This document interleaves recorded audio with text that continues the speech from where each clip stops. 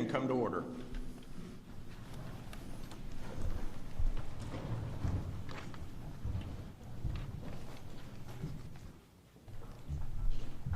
Morning, I'm Judge Michael Bowman.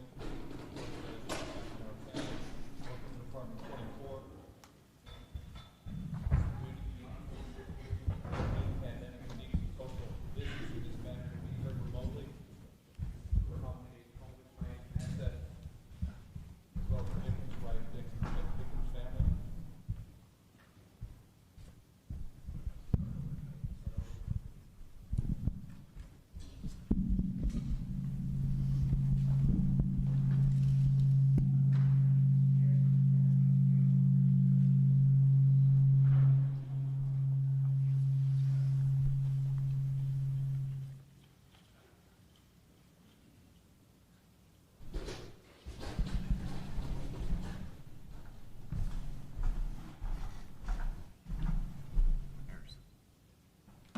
All right, thank you. All right, thank you. I am Judge Michael Bowman, Judge of Superior Court here in Sacramento. Welcome to Department 24. Due to the ongoing COVID-19 pandemic and need for social distancing, this matter is being heard remotely. That's to accommodate the public's right, as well as the victim's right and the victim's family's right to be present. The court has granted access to the press as well, and this matter is being live streamed. We have taken the temperature of all individuals present. I'm asking all individuals to wear their masks, with the exception of the attorneys while speaking on the record. I will wear my mask unless I'm speaking on the record. This is an effort to assist the court reporter to make sure we have a complete and clear record. I would also remind everybody we're still in court, so no talking in the audience, no recording, no videotaping unless previously authorized by court. We'll be taking a break at approximately 10:45 for 30 minutes. Let's proceed. Calling the case, People's State of California versus Joseph James DeAngelo, case 18FE 008017. Joseph James DeAngelo, is that your true and correct name, sir?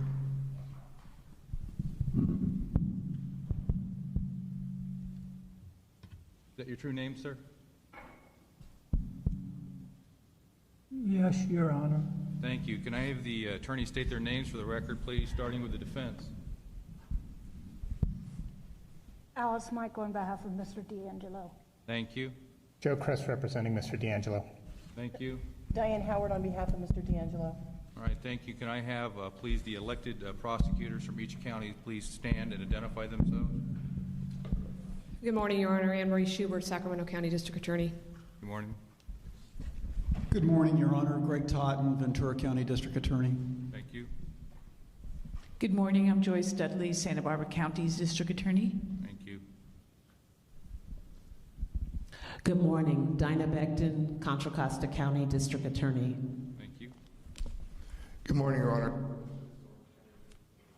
Good morning, Your Honor.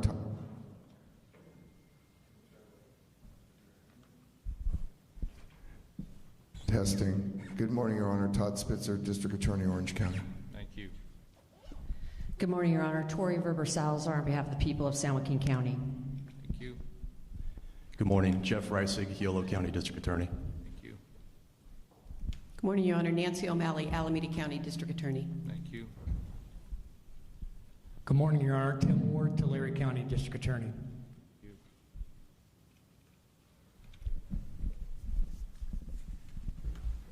The attorneys, the prosecution team that's going to be speaking on the record as well, please introduce themselves. Good morning, Your Honor. Dave Olavezos, Assistant District Attorney, Tulare County, for the people. Thank you. Good morning, Your Honor. Deborah Lloyd, Assistant District Attorney for the County of Orange for the people of the state of California. Morning.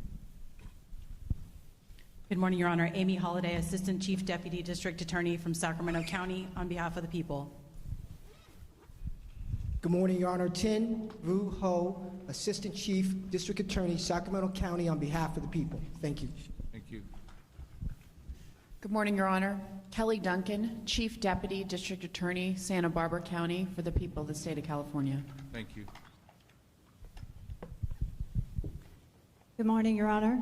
Cheryl Temple, Chief Assistant District Attorney for the County of Ventura for the people of the state of California.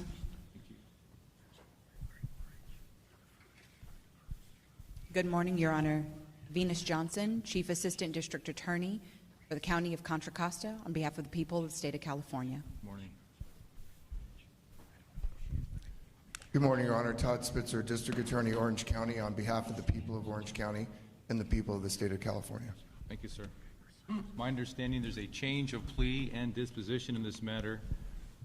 My understanding is Deputy District Attorney Amy Holliday, would you please state the terms of the proposed agreement, the agreement upon, or the sentences agreed upon, as well as the people's recommendations?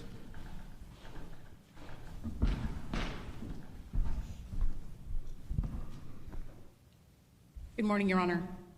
Amy Holliday, Assistant Chief Deputy District Attorney for Sacramento County, on behalf of the people of the state of California. It is our understanding that there will be a change of plea this morning. The terms of the proposed agreement and the agreed upon sentence are as follows. The defendant, Joseph DeAngelo, will enter a guilty plea to all charged counts and special circumstances, allegations, and enhancements. As to the murders, the defendant will plead guilty to 13 counts of first-degree murder. He will say guilty to the charged offenses and I admit to the special circumstances, allegations, and enhancements. In regards to the uncharged acts, the defendant will make admissions to each incident alleged. The defendant will say, I admit to all the uncharged offenses that have been alleged. These uncharged offenses occurred in Sacramento, Yolo, San Joaquin, Stanislaus, Contra Costa, Alameda, and Santa Clara County. As a result of the defendant's admissions to these uncharged offenses, the above-listed counties have agreed to abstain from charging the defendant with any offenses related to those specific incidents for which he admits responsibility. All victims and victims' family members of charged and uncharged offenses will be able to give victim impact statements at the judgment and sentencing without limitation to time or content. The people of the state of California are prepared to remove the penalty of death as an option based on the following reasons. The defendant has expressed a willingness to resolve the charges against him prior to proceeding with preliminary hearing and trial. The defendant is admitting wrongdoing at a relatively early stage of the legal proceedings. The defendant is admitting to all of the murders alleged against him as first-degree murders. The defendant is admitting to all other charged crimes and uncharged crimes that can be proven beyond a reasonable doubt that are known at this time alleged against him. The wishes of the victims and their next of kin. In exchange for his guilty pleas and admissions, the defendant will be sentenced to state prison for life without parole pursuant to Penal Code 190, subsection A, 190.1, 190.2, and 190.3. In addition, he will be sentenced to 11 consecutive counts of life without possibility of parole, with 15 concurrent life sentences with weapons allegations to run concurrent or consecutive by law. The defendant will hereby withdraw his pending motions as of today, June 29th, 2020. With approval from the court, both sides hereby waive referral of the matter to the probation department for a formal report pursuant to California Penal Code Section 1203, subsection B, subsection 4, and in its place request a Penal Code 1203C report. The defendant will be required to register as a sex offender for the remainder of his lifetime. The defendant will be prohibited from owning, purchasing, receiving, possessing, or having under his control any firearm for the rest of his life. The defendant shall pay all requisite fees, fines, and restitution, including restitution to the victims in an amount to be determined. The defendant will be ineligible to receive work time credit and shall submit blood and saliva samples, thumbprints, and palm prints pursuant to Penal Code Section 296. Defendant shall submit to a blood test for AIDS pursuant to Penal Code Section 1202.1. And finally, the defendant shall enter a waiver of all appellate rights. Thank you, counsel.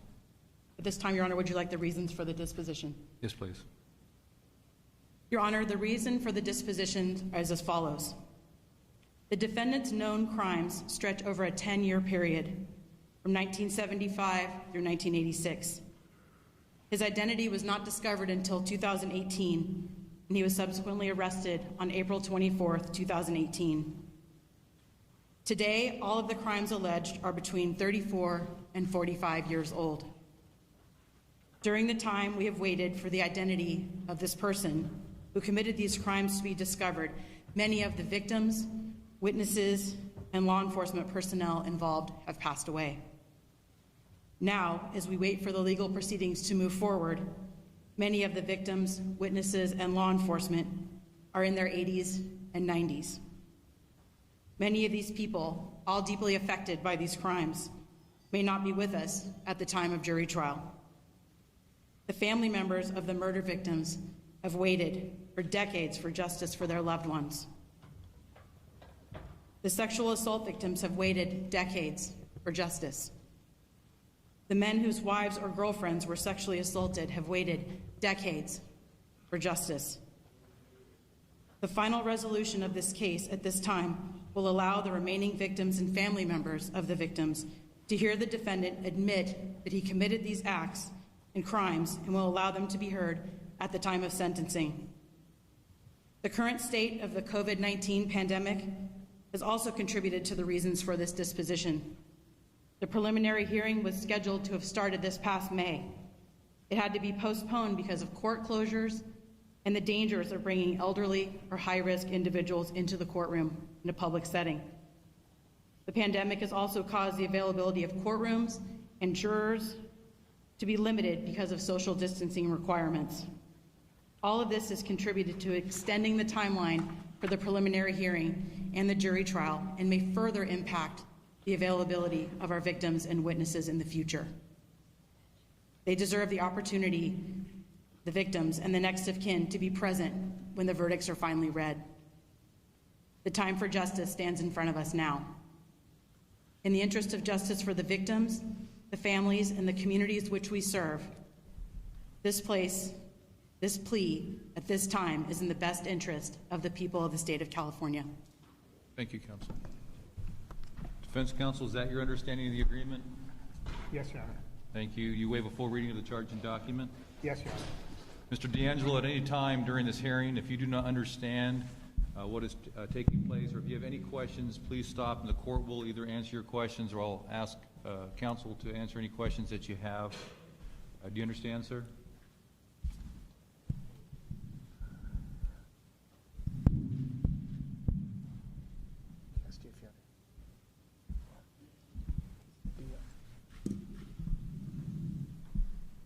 Yes. Thank you, sir. Do you understand, Mr. DeAngelo, that you'll be entering guilty pleas to 13 counts of murder in the first degree, admitting special circumstances, enhancements, as well as admitting to uncharged acts? Do you understand that, sir? Yes. It's anticipated that you will receive 11 consecutive life without the possibility of parole sentences, with 15 concurrent life sentences. Additional time for weapon enhancements will be imposed as mandated by law. Do you understand that as well, sir? Yes. The aforementioned uncharged acts that you will be admitting to, having occurred in Sacramento County, Yolo County, San Joaquin County, Stanislaus County, Contra Costa County, Alameda County, and as well as Santa Clara County. As a result of these admissions to these uncharged acts, the above listed counties have agreed to abstain from charging you with any offenses stemming from or related to those specific events for which you'll be admitting responsibility. All victims and victims' family members of the charged as well as the uncharged acts will be able to give a victim impact statement at judgment and sentencing without limitation as to time and without limitation as to content. At the time of judgment and sentence, you'll receive 11 consecutive life without the possibility of parole sentences with 15 concurrent life sentences. Additional time, as stated, for the weapon enhancements will be imposed as mandated by law. You will not be considered for any other sentence. Do you understand, sir? Yes. In addition, you agree to withdraw all pending motion as to today's date, June 29th, 2020. As a condition of this plea, you will agree to waive any and all appellate rights. Do you understand the terms of this plea, Mr. DeAngelo? Yes, Your Honor. Sir, have you had enough time to speak to your attorneys and discuss this case and this plea, and as well as have all your questions answered? Yes. Have you had time to speak to your attorneys about the elements of the charges against you, the possible defenses to those charges, and the consequences of this plea? Yes. Because this is a felony, this plea can be used against you in later civil proceedings as if you were found guilty after a jury trial. You cannot change your mind after I accept your pleas today. Do you understand, sir? Yes. Is that what you're prepared to do today, sir? Yes. Mr. DeAngelo, before I take your plea and admissions, the court must be satisfied that you understand the possible consequences of this plea of guilty, as well as your admissions to any special circumstance, enhancement, or uncharged acts. First, you are pleading to serious or violent felonies, which are strikes under the California 3 Strikes Law, which could result in an additional and separate life sentence for any new offense. You will be ordered to pay restitution to the victim or victim's family in an amount to be determined by the court, as well as any fees and fines as mandated by law. If you dispute the amount of restitution ordered, you may request a hearing. Any restitution requested by the victims will be submitted to the probation department to be directed to the counsel for prosecution, as well as Alice Michael and Joe Kress on behalf of the defense. You'll be required to register with law enforcement in any city or county in which you reside as a sex offender. That registration is a lifetime requirement pursuant to Penal Code Section 290. If you're not a citizen of the United States, this plea could result in deportation, exclusion from admission to the United States, or denied naturalization. A sample of your DNA, fingerprints, and palm prints will be taken and included in the California Department of Justice DNA database. You'll be prohibited from owning or possessing a firearm or ammunition for the rest of your life. And due to the nature of these charges, you'll be ineligible to receive work time credits. Do you understand, sir? Yes. And do you all further understand and agree that the court may consider any dismissed charges or admissions to any uncharged acts in deciding your sentence, including ordering restitution? Yes. Harvey waiver is entered. Do you understand the consequences of this plea as I've explained it so far, sir? Yes. This is a conditional plea that we're discussing today. That means that the sentence we're discussing today is proposed. Your case will be set for judgment and sentence at a future date. At that judgment and sentence hearing, the court's approval of the indicated sentence we're discussing today is not binding on the court. That means the court may withdraw its approval in light of further consideration. If this court withdraws its approval of today's plea agreement, you'll be permitted to withdraw your guilty pleas if you desire to do so, and if so, this case will be rescheduled for a preliminary hearing. However, you will be bound by this plea today unless the court, after further consideration, rejects this plea agreement. In other words, you do not get to change your mind after I accept your plea. Do you understand, sir? Yes. Mr. DeAngelo, before I can accept your plea and accept any admissions, it must be clear to the court that you understand and give up and waive certain rights. You do have a right to a preliminary hearing where the people are required to prove there's probable cause to believe a felony has been committed and that you are the person who committed it. You have the right to a speedy and public jury trial where the prosecution has the burden of proof of proving you guilty beyond a reasonable doubt. You have the right to a jury trial on the charges against you. including attached enhancements and including any special circumstance allegations. A jury is made up of 12 members of the community. Through your counsel, you would have the right to participate in jury selection. All 12 jurors must unanimously agree in order to render a verdict on the charges against you, including enhancements, also including any special circumstance allegations. If this matter were to go forward to jury trial, at the penalty phase, all jurors would have to agree unanimously that you agree to a sentence of death or life in prison without the possibility of parole. Do you understand the rights if I explained them so far, sir? Yes. Also, at this preliminary hearing and at your jury trial, including the penalty phase, you would have the right, through your attorney, to see, hear, and confront the witnesses against you, to have them testify under oath and have your attorneys question those witnesses against you. You have the right to present a defense, to present your own witnesses and evidence, the right to use the court's subpoena power to bring in witnesses on your behalf and to testify on your own behalf. You also have the right to remain silent and not to incriminate yourself. This means you have the right not to say anything against you. That includes pleading guilty to these charges. Mr. DeAngelo, do you have any questions as to the rights you're giving up, including your right to a jury trial? No. Have you discussed these rights with your attorney?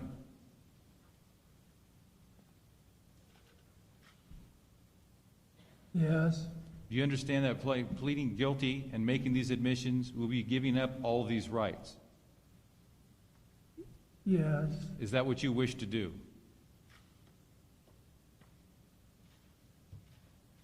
Yes. Do you understand and give up each of these rights, including your right to a jury trial? Yes. You also have a right to a jury trial on the same rights we just discussed on the special circumstance allegations. In other words, the people would be required to prove beyond a reasonable doubt that you committed murder during the course of a rape in violation of Penal Code Section 190.2, paren A, paren 17, paren 3, murder during the course of a burglary in violation of Penal Code Section 190.2, paren A, paren 17, paren 7, and that you committed multiple murders in violation of Penal Code Section 190.3, paren A, paren 3. Do you understand and waive your right to a jury trial on the special circumstance allegations as well, sir? Yes. Mr. DeAngelo, you also have a right to appeal your case. And do you understand that unless you give up that right to an appeal, the law would permit you to appeal to a higher court following your plea of guilty in order to raise reasonable constitutional, jurisdictional, or other grounds of the legality of the proceedings against you, or any ruling that's already been made in your case, or to challenge a search and seizure ruling made in a motion to suppress evidence? You hereby waive your right to an appeal on this case, sir.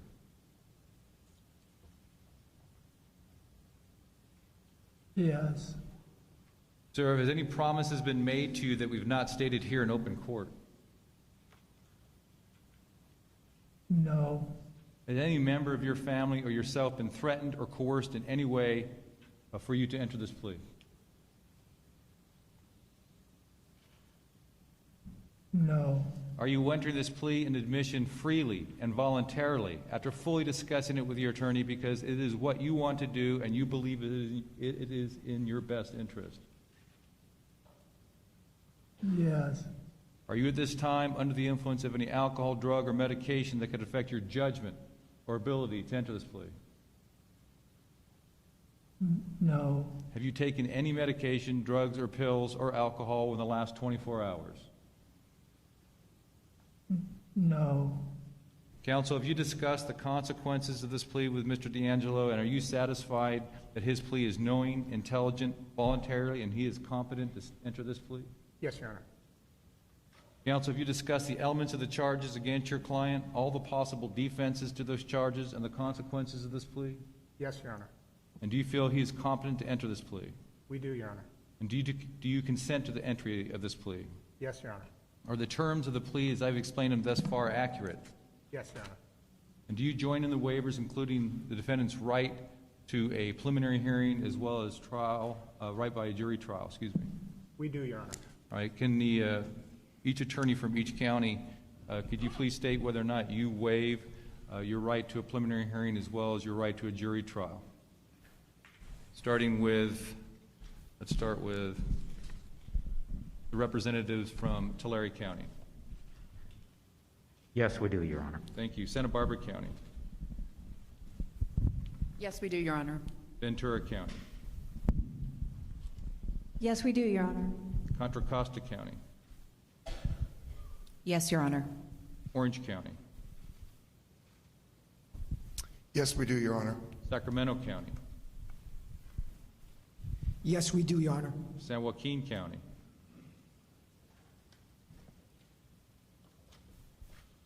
Yes, we do, Your Honor. Stanislaus County. Yes, we do, Your Honor. Yolo County. Yes, we do, Your Honor. Santa Clara County. Yes, we do, Your Honor. And Alameda County. Yes, we do, Your Honor. Thank you. Mr. DeAngelo, do you have any questions before we proceed further? No. Thank you. Deputy District Attorney Tin Ho, it's my understanding that the people wish to provide introductory factual basis that applies to all counties. All right, this would be the time.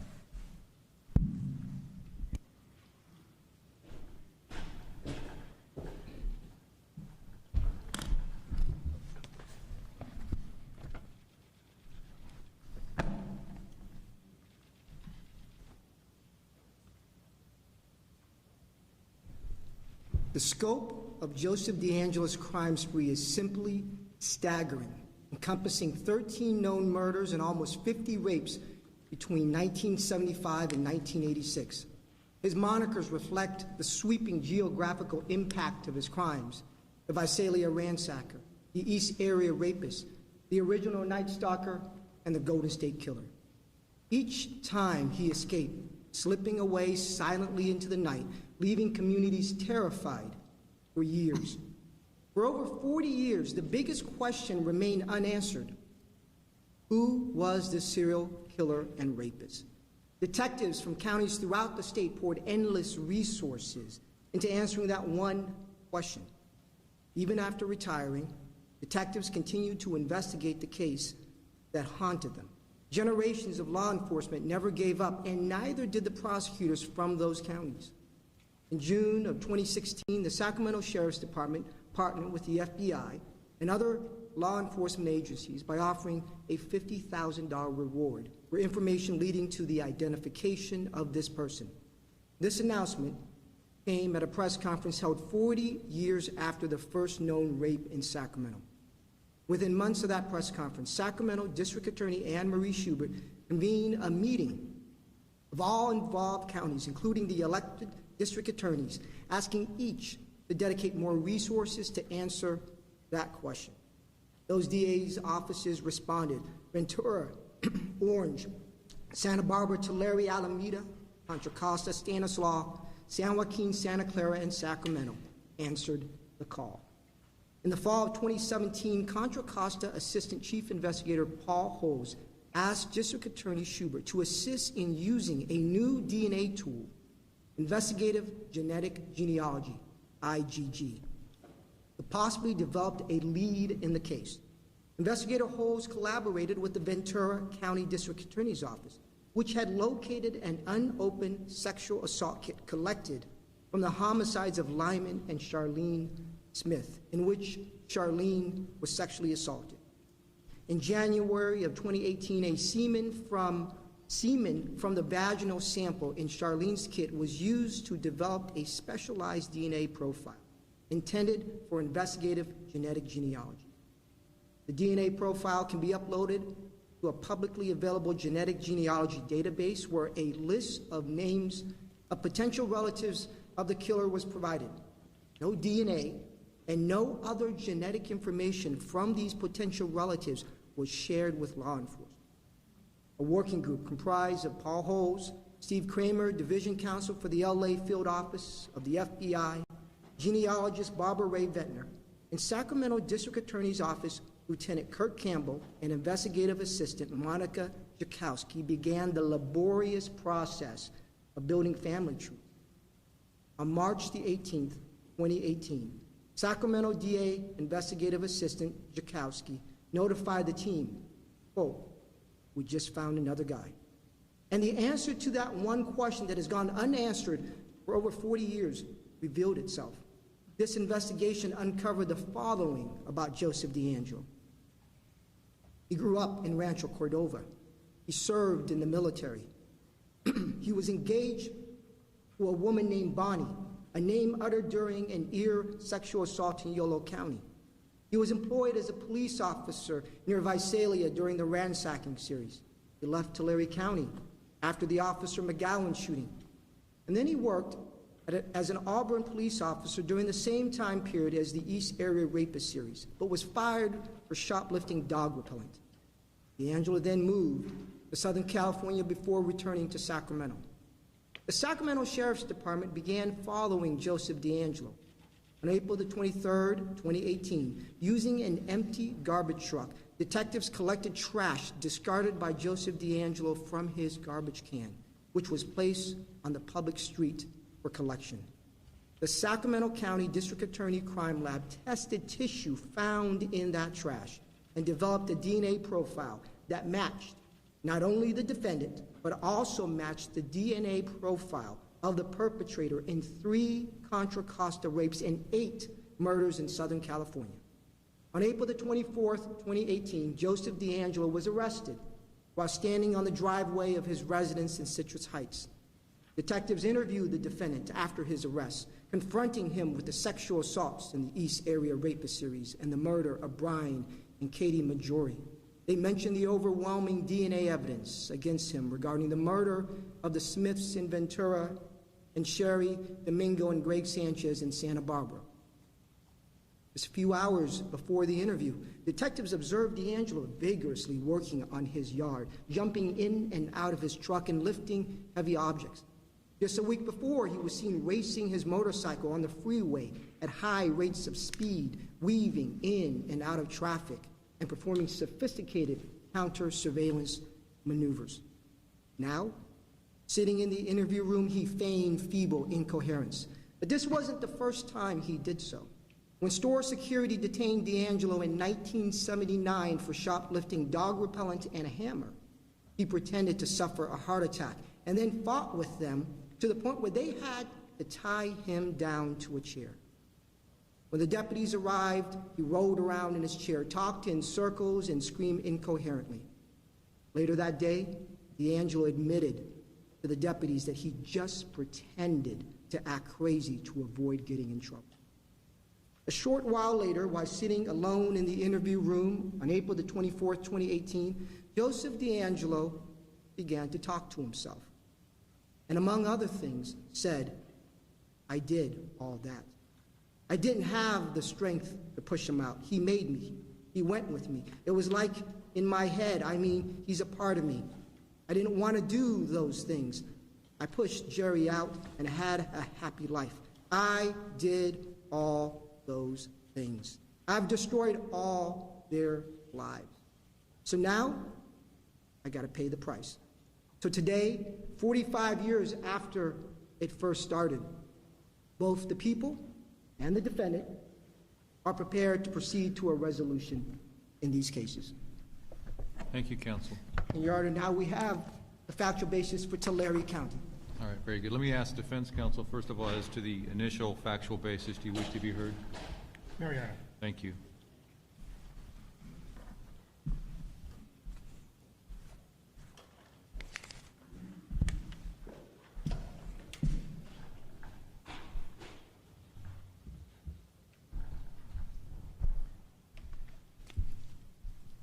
The factual basis on count 1.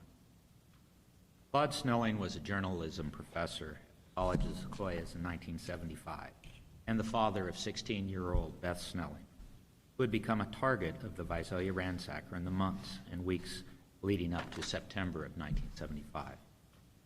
Around 2:20 a.m. on September 11, 1975, Beth Snelling woke up to a man covering her nose and mouth with his hand whispering in a low, raspy voice, "You're coming with me. Don't scream or I'll stab you." The man then pulled Beth from her bedroom using his right hand and pulled a revolver from his back using his left hand. She described the man as 5'8" to 5'11", a white male adult with a stocky build and a round face, wearing a ski mask with the eyes and nose cut out. Joseph DeAngelo was 5'11" at that time, weighed 205 pounds, and was left-handed. DeAngelo took Beth from her bedroom and into the family room, where he pointed the revolver at her and said, "Don't scream, or I'll shoot you." DeAngelo forced Beth from the residence using the rear door located between the kitchen and the family room. At this point, Beth heard her father, Claude Snelling, yell out, "Hey!"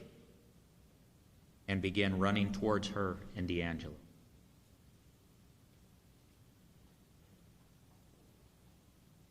Beth witnessed DeAngelo shoot her father twice from a distance of 10 feet using his left hand. DeAngelo then turned and pointed the revolver in the direction of Beth and kicked her 3 times in the face before running out of the family's backyard. A bullet collected from Claude Snelling during the autopsy matched bullets fired from a .38 Miroku revolver stolen from Patrick Mono residence on August 31st, 1975, during a prior ransacking. Mr. Mono identified Joseph DeAngelo from a photo stack in 2018. From a face-to-face contact that he had with DeAngelo when he had interrupted him during a prowling and chased him afterwards. He'd gotten a look at his face. That prowling took place on November 23rd, 1975. Beth Snelling also identified DeAngelo from a photo stack in 2018 from an incident where she had observed him peeking into her bedroom window approximately 1 month prior to the murder of her father. 5 other witnesses also identified DeAngelo in 2018 from photo stacks based on individual face-to-face contacts with DeAngelo during prowling and ransacking events occurring around Visalia in 1975. Thank you, counsel. Defense counsel wish to be heard to the factual basis as stated. No, Your Honor. Regarding count 1, the charge of murder of Claude Snelling, that count currently charges an open-ended murder to the allegation that you willfully, deliberately, and with premeditation, when you unlawfully and with malice aforethought murdered Claude Snelling, which occurred September 11th, 1975, in the county of Tulare, a violation of Penal Code Section 187, paren A, murder in the first degree. How do you plead? Guilty.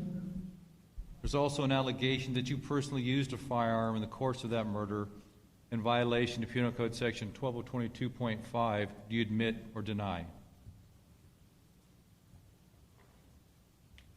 Guilty.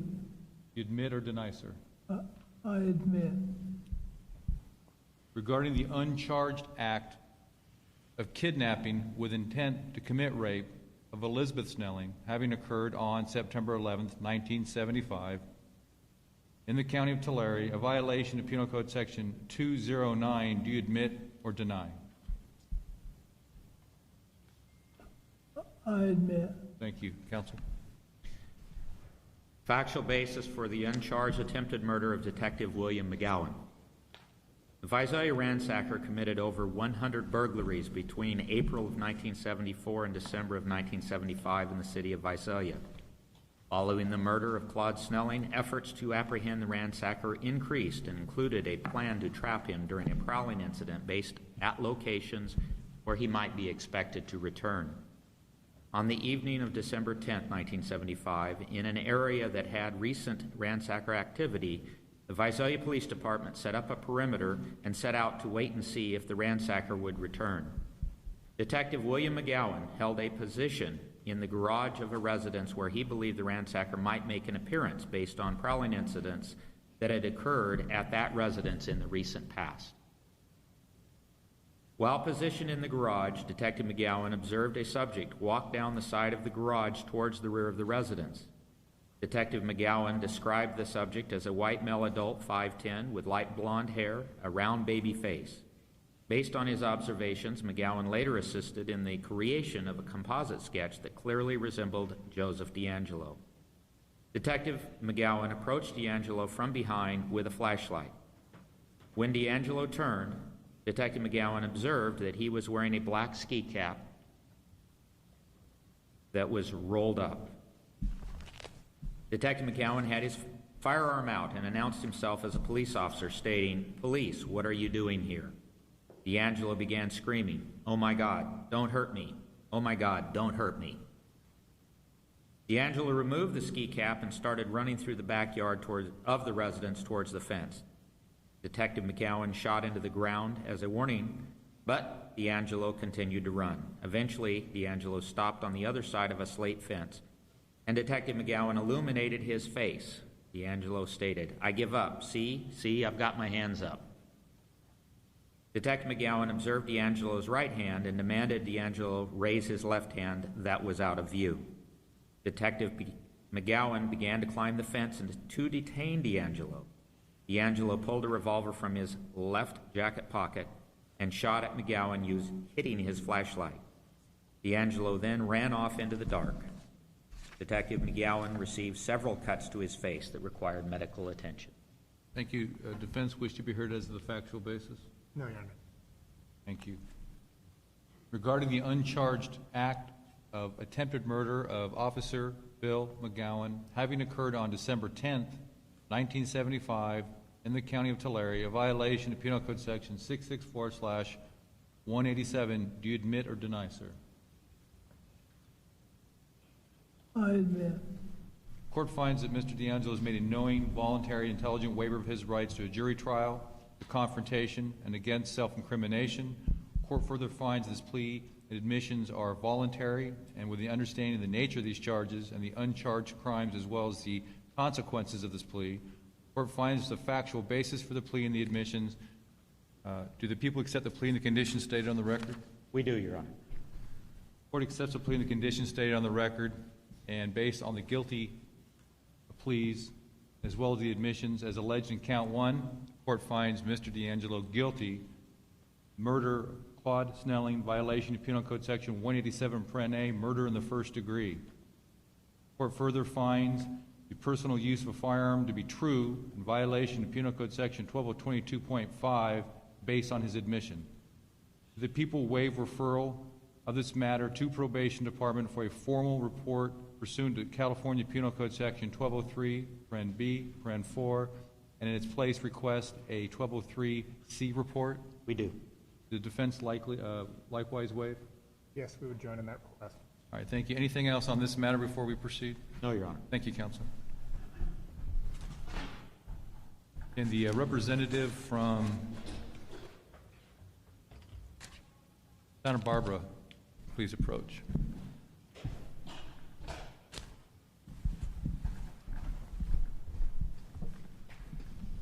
Thank you, Your Honor. Thank you. The following is a factual basis for counts 4 and 5. On the weekend of December 29th and 30th, 1979, Deborah Manning was staying at Robert Offerman's condominium located in the city of Goleta in the county of Santa Barbara. Deborah and Robert had planned a tennis match with friends on the morning of December 30th. Their friends, William and Joan, arrived at the Offerman residence just after 11 o'clock a.m., and there was no answer at the door. William found an open sliding glass door leading into the living room. He entered the home and discovered Deborah and Robert in the bedroom, both deceased. In the early morning hours of December 30th, 1979, the defendant, Joseph DeAngelo, climbed a fence and entered the back patio area of Robert's condominium. The defendant peered into a bedroom where he could easily see down the hallway and into the master bedroom where Robert and Deborah lie asleep. The defendant then pried open the rear sliding glass door that led into the living room. When the defendant entered the locked Offerman home, he did so with the intent to rape and murder Deborah Manning, to murder Robert Offerman, and to take items from the home. The defendant found Robert and Deborah asleep in bed. He tied both their wrists with white nylon cord. He inserted his penis into Deborah's vagina without her consent and raped her. After raping her, the defendant fired his handgun into the back of Deborah's head. The bullet entered the back of her head and lodged in her brain. The defendant left Deborah lying face down on the bed with her arms behind her back and her wrists bound with the white nylon cord. When the defendant fired this fatal shot, he did so unlawfully and with malice aforethought. The defendant's decision to kill Deborah Manning was willful, deliberate, and premeditated, as evidenced by him firing his handgun at a vital part of Deborah's body as she lay with her hands bound. Robert was able to remove the bindings from his wrists and stood to confront the defendant. The defendant fired his handgun 4 times at Robert. 3 bullets hit Robert. The first struck his lower neck and upper right chest and exited through his upper right back. As he started to fall, a second bullet struck Robert in the upper left chest area, lacerating his aorta, penetrating his right lung, and lodged in the right side of his chest. This was a lethal wound. A third bullet struck Robert in the left lower back area and exited through his left buttocks. The defendant then fired a 4th bullet, but missed Robert, and it lodged in the clothes dresser. Robert was found on the floor of the master bedroom with the nylon cord clutched in his left hand. When the defendant fired at Robert, he did so unlawfully and with malice aforethought. The defendant's decision to kill Robert Offerman was willful, deliberate, and premeditated, as evidenced by firing multiple gunshots at vital parts of Robert's body. The defendant rummaged through the refrigerator at Robert's home and ate leftover turkey he found wrapped in plastic.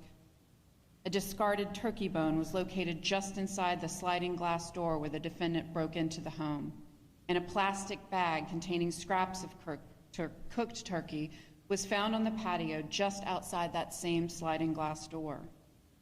The defendant stole a Minolta pocket camera and a doctor's medical bag from the home. The defendant also broke into an adjoining condominium, which was vacant at the time. He left similar nylon cord, as the kind he used to tie Deborah and Robert's wrists, in the master bedroom and bathroom next door. The defendant also left similar nylon cord on the patio of another nearby condominium. Thank you, counsel. Either defense counsel wish to be heard as the factual basis on counts 4 and 5? No, Your Honor. Thank you. Regarding count 4, the charge of murder of Deborah Manning, that count currently charges an open-ended murder to the allegation that you acted willfully, deliberately, and with premeditation when you unlawfully and with malice aforethought murdered Deborah Manning, which occurred December 30th, 1979, in the county of Santa Barbara, a violation of Penal Code Section 187 A, murder in the first degree. To that charge, sir, how do you plead? Guilty. There's also an allegation that you personally used a firearm in the course of that murder, a violation of Penal Code Section 12022.5. Do you admit or deny that allegation? I admit. It's further alleged as a special circumstance to the murder of Deborah Manning that that murder was committed in the commission of rape within the meaning of Penal Code Section 261 and pursuant to Penal Code Section 190.2, paren C, paren 3, you admit the special circumstance of murder in the first degree.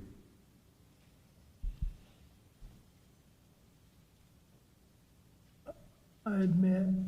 Further alleged as a special circumstance that the murder of Deborah Manning was committed in the commission of a burglary within the meaning of Penal Code Section 459 and a violation of Penal Code Section 190.2, paren C, paren 3, paren 5. You admit the special circumstance to murder in the first degree.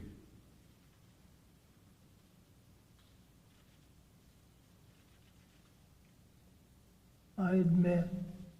Regarding count 5, the charge of murder of Robert Offerman.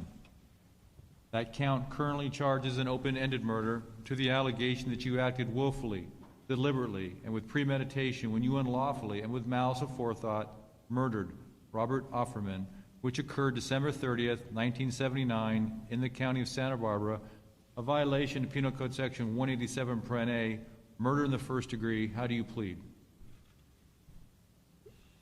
Guilty. Further allege that you personally used a firearm in the course of that murder, violation of Penal Code Section 12022.5. Do you admit or deny? I admit.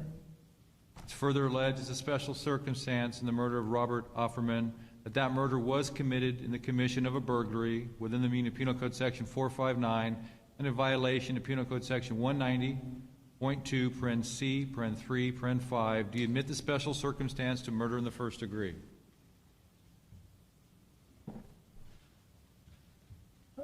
I admit. Thank you. Counsel? Thank you. The following is factual basis for counts 6 and 7. On the evening of July 26, 1981, Sherry Domingo was house sitting for a relative at a home on Toltec Way in the city of Goleta in the county of Santa Barbara. The home was listed for sale, and there'd been an open house earlier that day.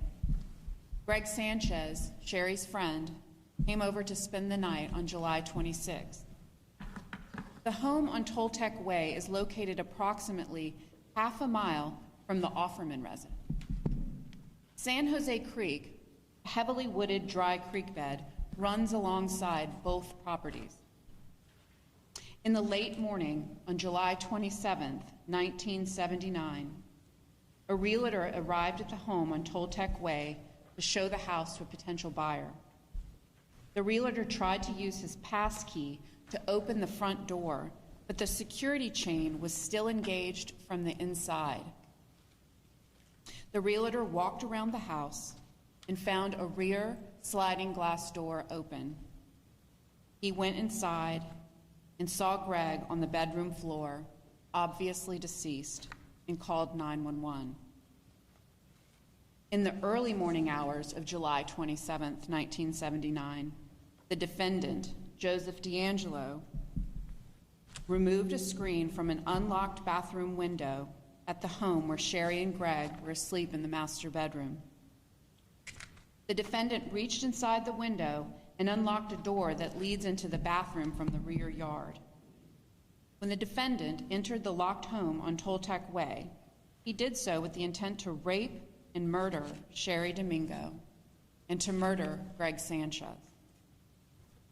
As the defendant entered the master bedroom, he encountered Greg Sanchez, who was still in bed. The defendant fired his handgun at Greg.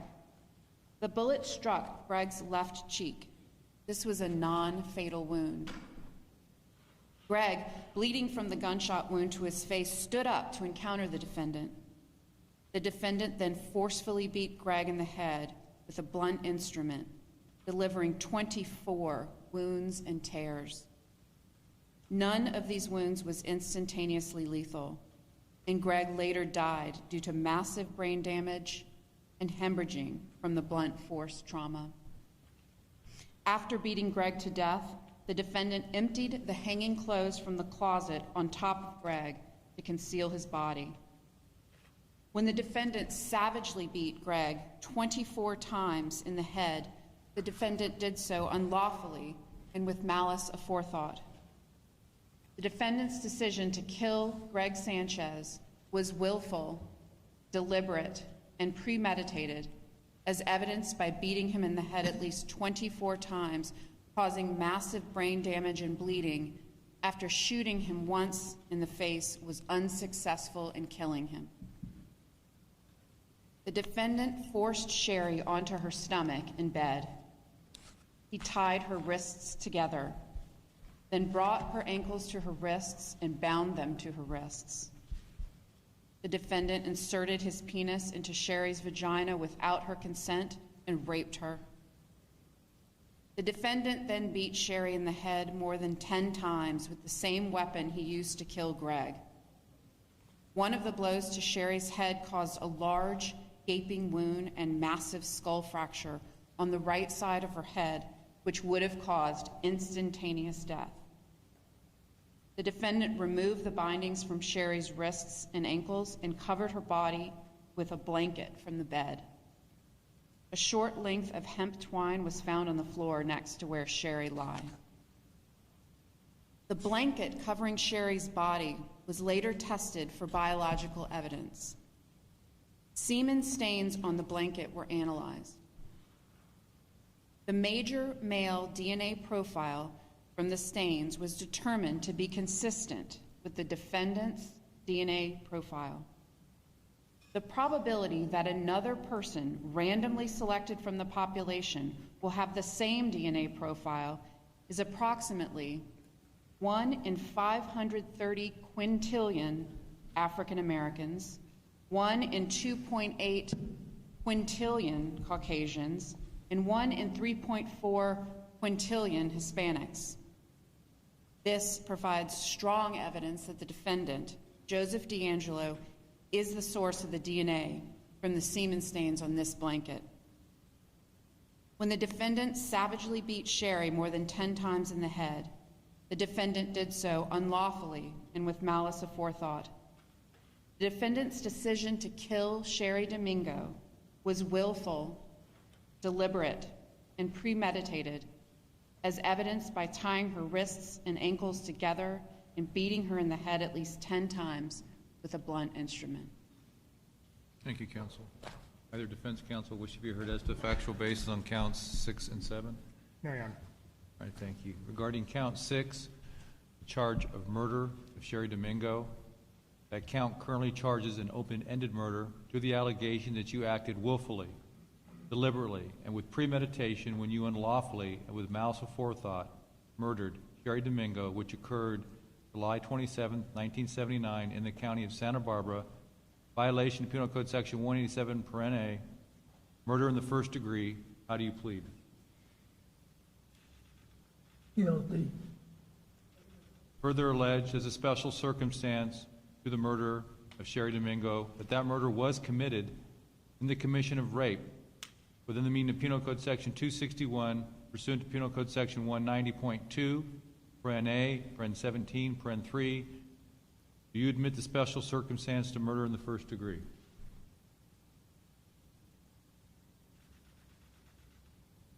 I admit. Further alleged as a special circumstance to the murder of Sherry Domingo that that murder was committed in the commission of a burglary within the meaning of Penal Code Section 459, a violation of Penal Code Section 190.2, paren A, paren 17, paren 7. Do you admit that special circumstance to murder in the first degree? I admit. Regarding count 7 and the charge of murder of Greg Sanchez, that count currently charges an open-ended murder to the allegation that you acted willfully, deliberately, and with premeditation when you unlawfully and with malice aforethought murdered Greg Sanchez, which occurred July 27, 1979 in the county of Santa Barbara, a violation of Penal Code Section 187, paren A, murder in the first degree. How do you plead? Guilty. There's also an allegation that you personally used a firearm in the course of that murder, violation of Penal Code Section 12022.5. Do you admit or deny that allegation? I admit.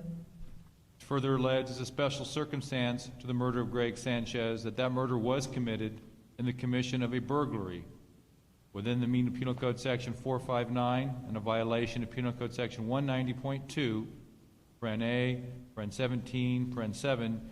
Do you admit the special circumstance of murder in the first degree? I admit. Court finds that Mr. DeAngelo has made a knowing, voluntary, intelligent waiver of his rights to jury trial, to confrontation, and the right to self-incrimination. Court further finds the plea was made voluntarily and with an understanding of the nature of these charges pending as well as the consequences of the plea. Court does find as a factual basis for the plea and admission. Do the people accept the plea and the conditions stated on the record? We do, Your Honor. Thank you. Court accepts the plea and the conditions stated on the record. As to count 4, court does find Mr. DeAngelo guilty, murder in the first degree of Deborah Manning. Court also finds true that Mr. DeAngelo personally used a firearm within the meaning of Penal Code Section 12022.5 based on his admission. Court further finds that the murder was committed in the course of a rape within the meaning of 190.2, paren C, paren 3, paren 3, based on his admission. And the court further finds that the murder was committed in the course of a burglary within the meaning of Penal Code Section 190.2, paren C, paren 3, paren 5, based on his admission.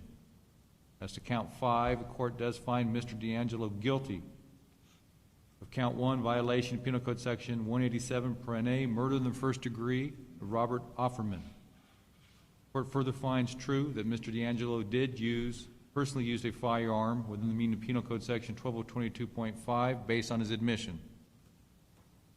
The court further finds that that murder was committed in the course of a burglary within the meaning of Penal Code Section 190.2, paren C, paren 3, paren 5, based on his admission.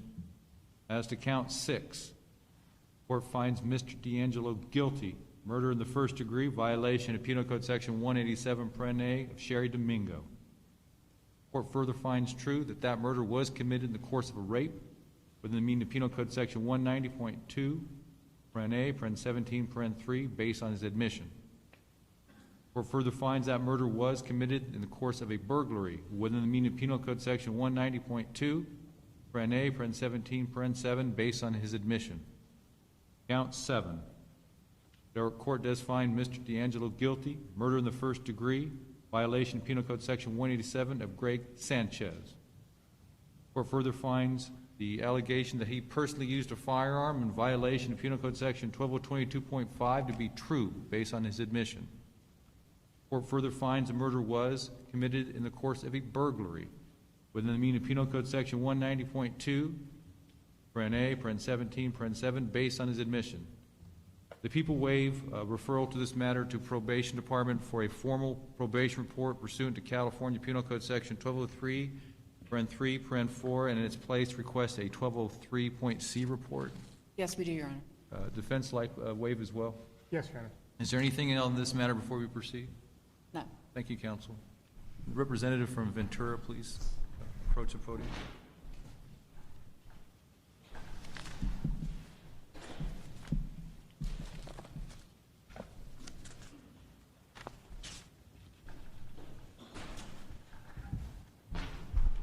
There is one thing, Your Honor, on Yes. counts 6 and 7, the correct date, and I apologize for missing this, July 27th, 1981. Very good. I saw the charging document was 79, but I also heard it was 81, so I followed your lead. I apologize for that. Right, It should be 1981. 1981 for counts 6 and 7. Defense wish to be heard as to the date? No, Your Honor. All right, thank you for that correction. Thank you.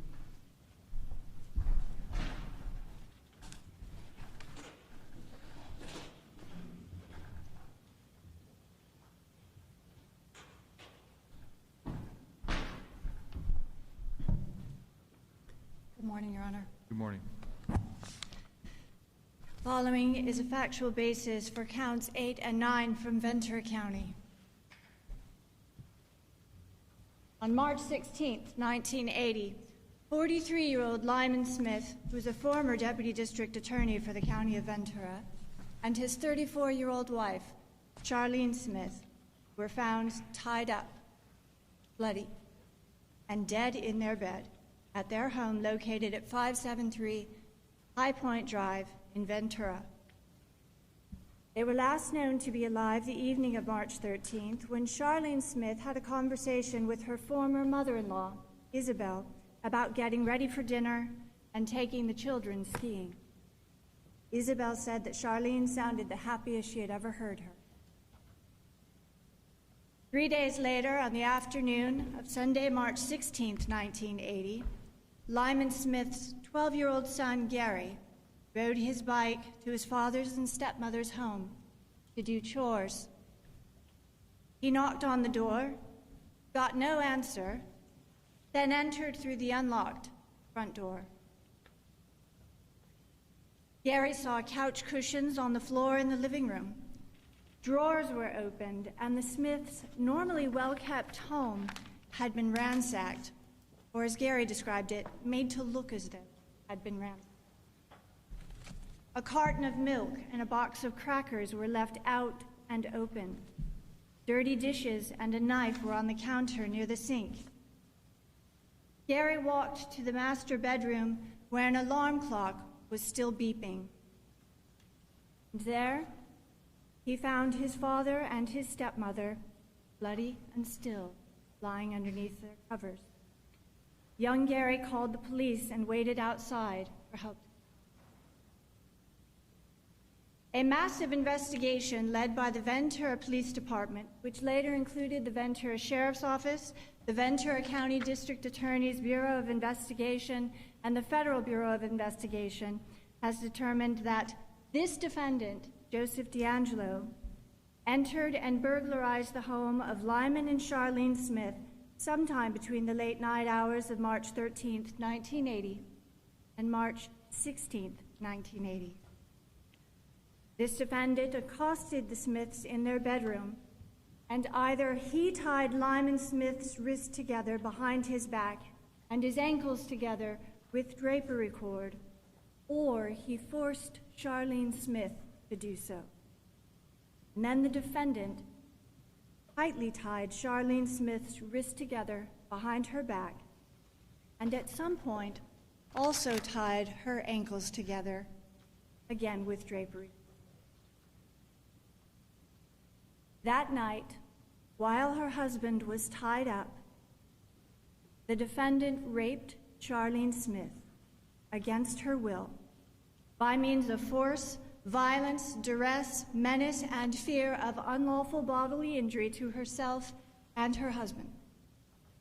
The defendant left his semen inside of Charlene's vagina, 2 samples of which were later collected by Dr. Klaus Speth during her autopsy. One of those samples ultimately led to the identification of this defendant as her rapist and killer. That night, the defendant also ransacks the Smiths' home, and he stole jewelry that Charlene Smith was known to wear. During his commission of burglary that night, the defendant murdered Lyman Smith while Mr. Smith was lying face down, nude, on the right side of the master bed. This murder was willful, premeditated, deliberate, and committed with malice aforethought. Both of Mr. Smith's wrists and ankles were still bound.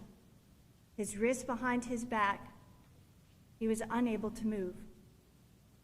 The defendant struck Mr. Smith with a log of firewood, causing blunt force injuries to the back right portion of his head, and a depressed skull fracture and extensive tearing of the scalp. Mr. Smith also suffered at least 1 massive blow to his left leg. During his commission of burglary and during his commission of or immediately after the rape of Mrs. Smith, the defendant also willfully, with premeditation, deliberation, and malice aforethought, murdered Charlene Smith while she was lying in bed next to her husband, nude from the waist down. Charlene's wrists and ankles were also still bound, her wrists tied behind her back. The defendant struck Charlene Smith with the same log of firewood he used to murder her husband, causing extensive subdural hemorrhaging and tearing of her scalp, and a massive depressed skull fracture across the base of her skull. The defendant left his murder weapon, the firewood log, laying on the bed near his victim's feet, atop the covers. Similar logs of firewood were stacked just outside the north wall of the Smiths' home, just a few feet away from their master bathroom window, which gave a clear view into their bedroom. The semen detected from the vaginal swab collected during the autopsy of Charlene Smith was analyzed for DNA. A single-source DNA profile was generated from the sperm cell fraction of this vaginal swab. This DNA profile is identical to the DNA profile of the defendant, Joseph DeAngelo. The probability that another person randomly selected from the population will have the same DNA profile, is approximately 1 in 4.7 octillion Caucasians, 1 in 1.5 octillion Hispanics, and 1 in 1.1 nonillion African Americans. Thank you, counsel. Either defense counsel wish to be heard as the factual basis? No, Your Honor. Thank you. Regarding count 8 and the charge of murder of Charlene Smith, that count currently charges an open-ended murder through the allegation that you acted willfully, deliberately, and with premeditation when you unlawfully and with malice aforethought murdered Charlene Smith, which occurred on or about March 13, 1980 through March 16, 1980 in the county of Ventura, a violation of Penal Code Section 187 Pren A, murder in the first degree. How do you plead? Guilty. It's further alleged as a special circumstance to the murder of Charlene Smith that that murder was committed in the commission of rape within the meaning of Penal Code Section 261 and pursuant to Penal Code Section 190.2, Pren A, Pren 17, Pren 3. Do you admit that special circumstance to murder in the first degree? I admit. Further alleged as a special circumstance to the murder of Charlene Smith was committed in the commission of a burglary within the meaning of Penal Code Section 459 and a violation of Penal Code Section 190.2, Pren A, Pren 17, Pren 7. Do you admit that special circumstance to murder in the first degree?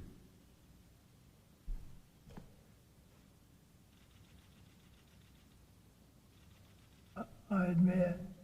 Regarding count 9 and the charge of murder of Lyman Smith, that count currently charges an open-ended murder, and to the allegation that you acted willfully, deliberately, and with premeditation when you unlawfully and with malice aforethought murdered Lyman Smith, which occurred on or about March 13, 1980 and through March 16, 1980 in the county of Ventura, a violation of Penal Code Section 187 Pren A, murder in the first degree. To that charge, how do you plead? Guilty. It's further alleged as a special circumstance to the murder of Lyman Smith was committed in the commission of a burglary within the meaning of Penal Code Section 459 and a violation of Penal Code Section 190.2, Pren A, Pren 17, Pren 7. Do you admit that special circumstance of murder in the first degree? I admit. Court finds that Mr. DeAngelo has made a knowing, voluntary, intelligent waiver to his right to a jury trial, to confrontation, and against self-incrimination. Court further finds the plea was made voluntarily and with the understanding of the nature of these charges pending, as well as the consequences of the plea. Court does find there's a factual basis for the plea and the admissions. Do the people accept the plea and the conditions stated on the record? We do, Your Honor. Thank you. Court accepts the plea and the conditions stated on the record. As to count 8, court does find Mr. DeAngelo guilty, violation of Penal Code Section 187 Pren A, murder in the first degree of Charlene Smith. Court further finds that that murder was committed in the course of a rape within the meaning of Penal Code Section 190.2 Pren A, Pren 17, Pren 3. Court further finds that that murder was committed in the course of a burglary within the meaning of Penal Code Section 190.2 Pren A, Pren 17, Pren 7.